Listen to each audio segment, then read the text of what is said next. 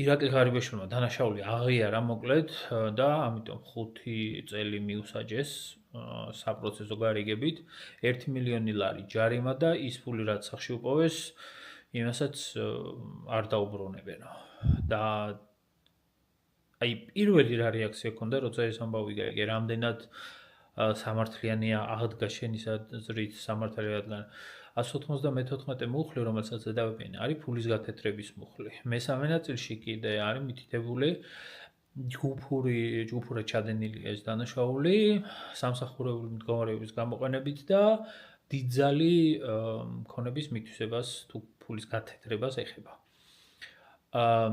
და ის ქონება, რაც მე ამ ფულით იყო შეძენილი წინა ბრიფინგებისას იყო ამაზე საუბარი, მაგ ქონებას რა ბედი ეწია.